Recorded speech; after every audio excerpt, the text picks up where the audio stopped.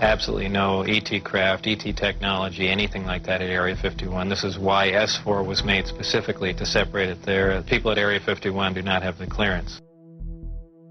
I had Majestic clearance. Majestic clearance was designated as clearance 38 levels above Q clearance, and Q clearance is the civilian top secret clearance.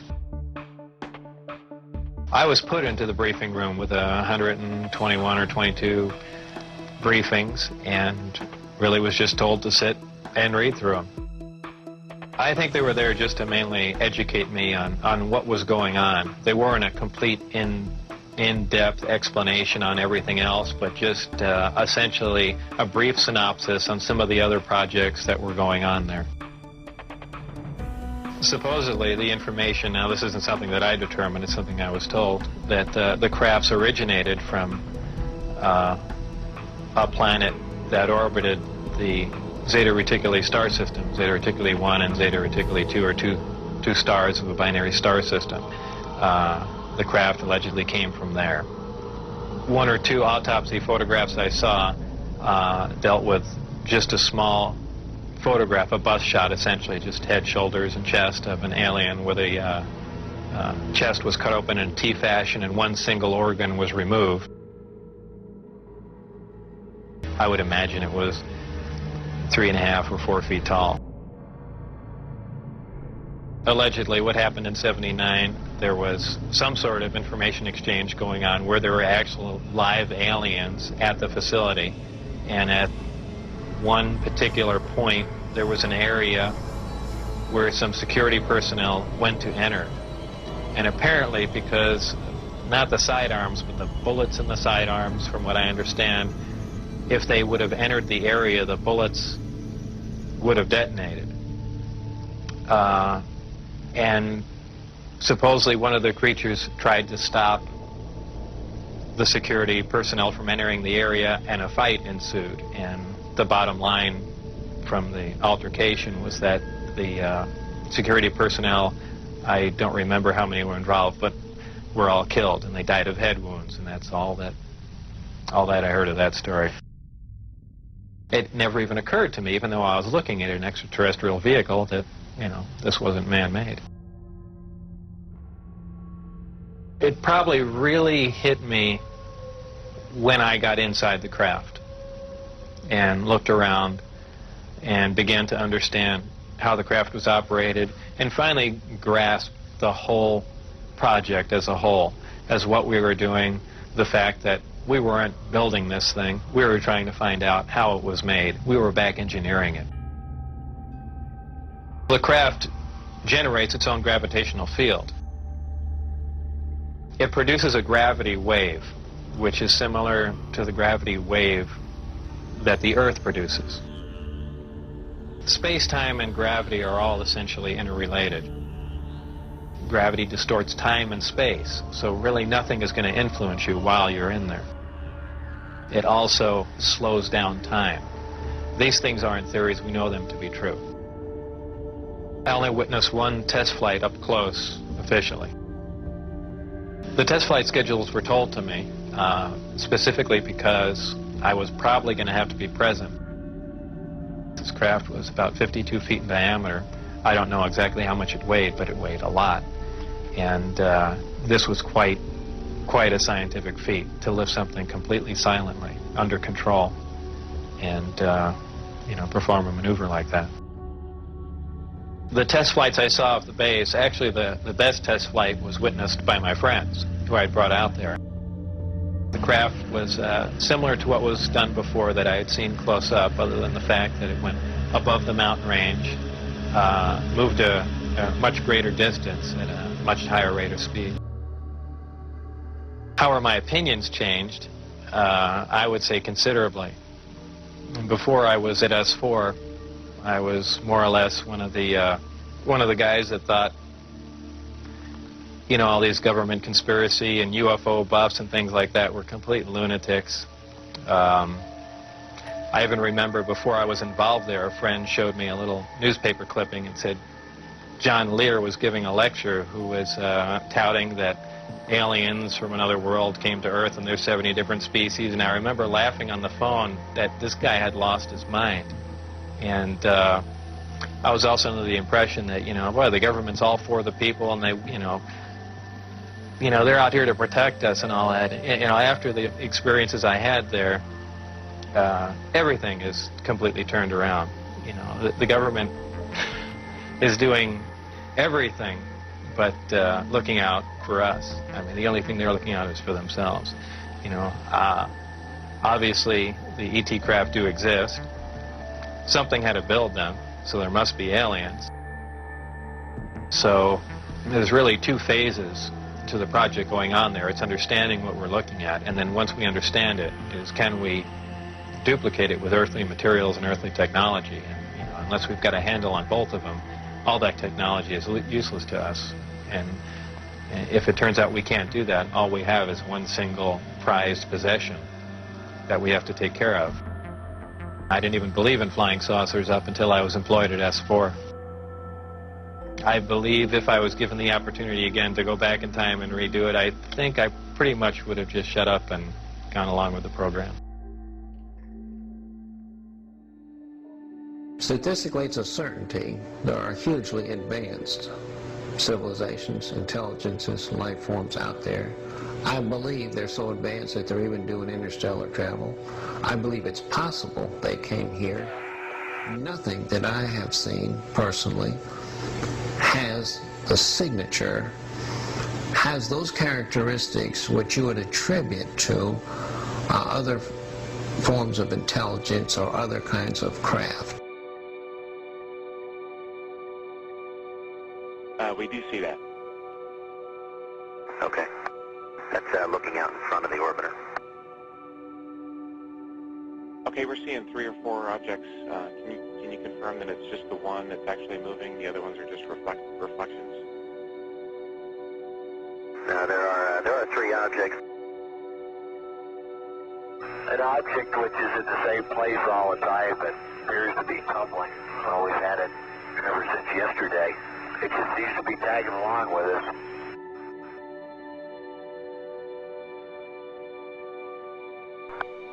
Just pass off the nose again. Right now it's at about 12:30 and it's passing out in front of the vehicle. For Tally Ho, can you get a still imagery if you can, and any estimate on size or range? 797 here, Houston, are you ready? Loud and clear. 7, go ahead. I'll close you at 10 o'clock high.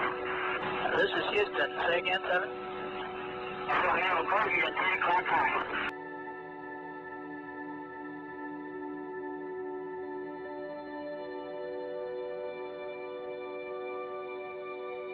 Looks like you got an object right in front of you, Mark. Can you look out there?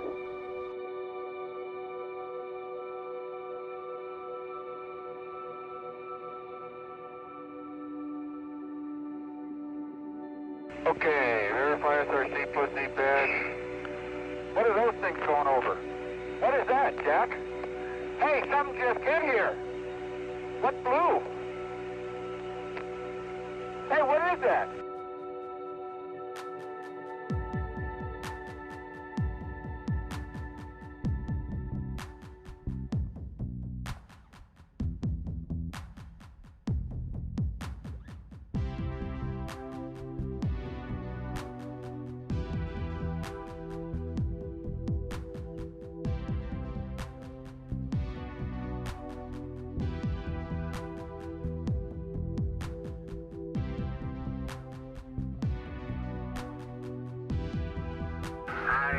The fireflies, almost like a light snowflake particle.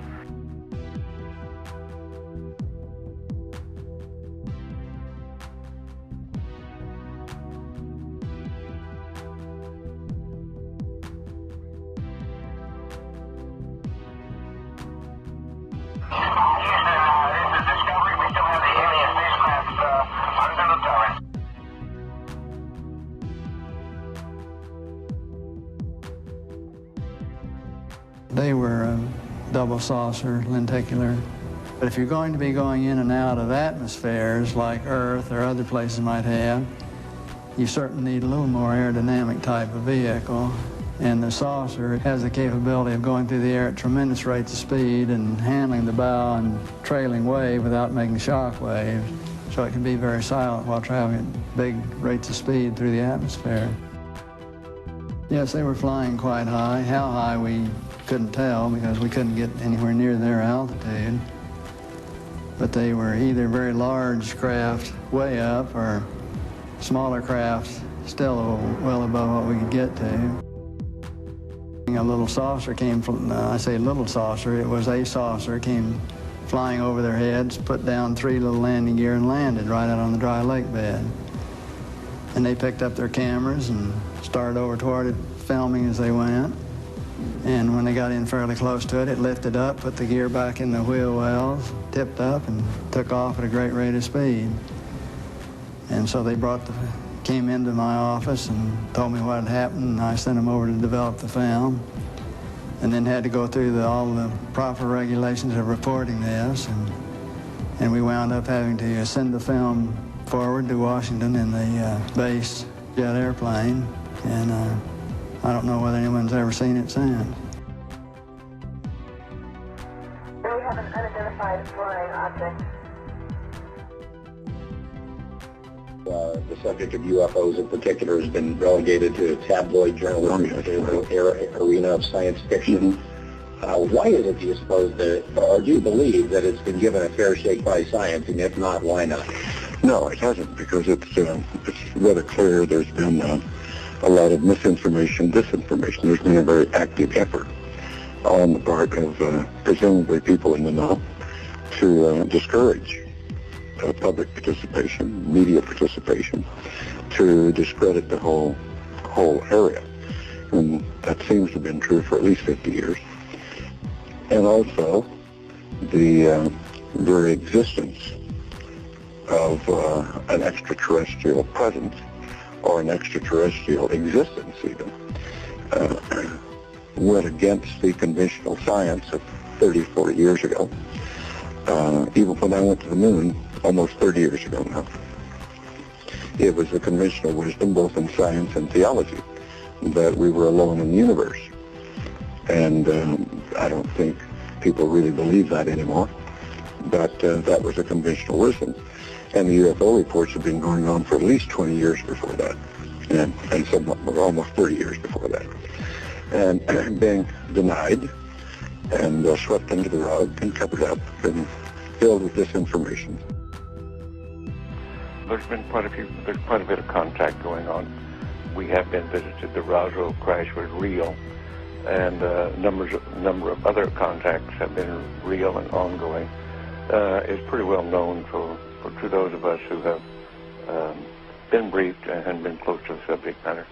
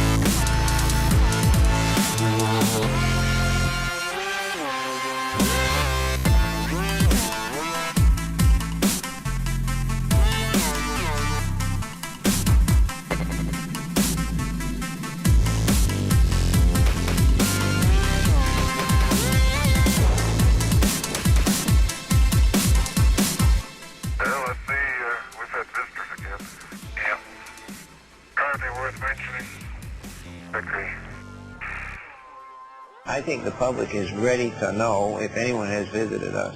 They can accept that and they want it.